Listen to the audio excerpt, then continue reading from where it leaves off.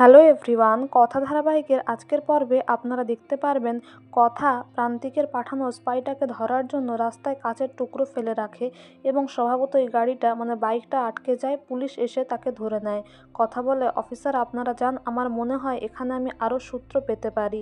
তারপর অফিসাররা চলে গেলে দেখা যায় রিচা রাস্তায় যেতে যেতে ভাবে, বুলি কথা নয় তো, প্রান্তিক তো বলেছিল ওকে মেরে ফেলেছে।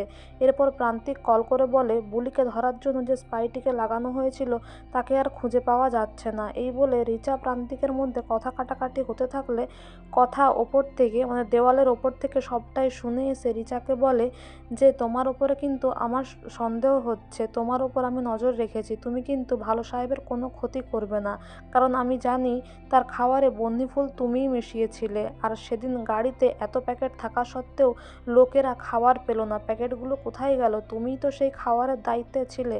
আমার তো মনে হচ্ছে এই সব কিছুর সঙ্গে তুমিই জড়িত আছো, আমি কিন্তু তোমায় ছাড়বো না। এদিকে রিচা ভাবে বুলি মেয়েটাকেও সরাতে হবে, কিন্তু তার আগে এভিকে মেরে ফেলতে হবে। এদিকে বুলি কথা বিনায়ক স্যারের অফিসে এসে সবটাই জানায়। গোবরডাঙ্গায় যেখানে বন্দিফুল চাষ হচ্ছে তার কথা বলে, রিচাকে যে সন্দেহ করছে তার কথাও বলে এবং স্পাইয়ের ব্যাপারটা সবটাই জানায়। অফিসার তো খুব খুশি হয় কথার এই বুদ্ধিমত্তা দেখে, উপস্থিত বুদ্ধি দেখে। তারপর কথাকে বলে দেশের মানুষকে বাঁচানোর জন্য একটা অ্যান্টিবায়োটিকও তো দরকার, তুমি তো কথা হার্বাল নিয়ে এত কাজ করেছো, তুমি কেন কিছু বানাচ্ছ না? কথা বলে বুলি কসমেটিকের নাম করে আমি তো বানাচ্ছি, কিন্তু কারোর ওপর এখনো প্রয়োগ করা হয়নি। অফিসার বলে আমার মন বলছে যে এরকম একটা সময় তুমি নিশ্চয়ই পাবে যেখানে তুমি প্রয়োগ করে জানতে পারবে, দেখবে নিশ্চয়ই সব কিছু ভালোই হবে। এদিকে এভি প্র্যাটি আর অঙ্কিতকে কথা নাইটের প্ল্যানটা বলে আর বলে বিশ্বাস কর, আমি অনেক প্রমাণ পেয়েছি, ওই আমার কথা। আমিও চাই স্বাভাবিক জীবনে ফিরতে, আমার জীবনে আমার ভালোবাসা ফিরে আসুক, আমিও সেটাই চাই। বড় দাদা হয়ে তোদের কাছে হাত জোর করছি, তোরা আমায় সাহায্য করবি না? তোদেরকে না বললে কাকে বলবো? প্র্যাটি আর অঙ্কিত বলে ঠিক আছে, আমরা সবসময় তোর পাশে আছি বিগ ব্রো।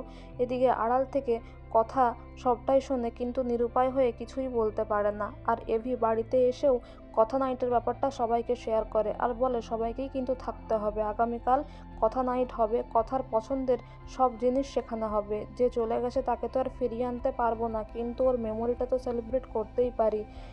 এদিকে ছোটকা বলে ডাক্তারকেও খবর দিয়ে রাখতে হবে, যদি কথাকে না পেয়ে এভি শকড হয়ে যায়, ওই মেমোরিগুলো মনে করে যদি ও আবার নেশা করা শুরু করে। এভি মনে মনে ভাবে একটা বড় চমক রয়েছে, এখন কাউকে বলা যাবে না, শ্যুটার আমাকে শ্যুট করবে, প্ল্যান অনুযায়ী সবটাই হবে, দেখি কথা কি করে অস্বীকার করে। আর এদিকে এভি বুলিকে বলে তোমায় কিন্তু যেতেই হবে অনুষ্ঠানে। আর এদিকে কথা মনে মনে ভাবে পাচক মশাই, খুব ইচ্ছে করছে আপনাকে জড়িয়ে ধরে গিয়ে বলি আমি আপনার কথা, কিন্তু দেশের স্বার্থে, আপনাকে বাঁচানোর স্বার্থে আমাকে চুপ করে থাকতে হবে, দুর্বল হলে চলবে না।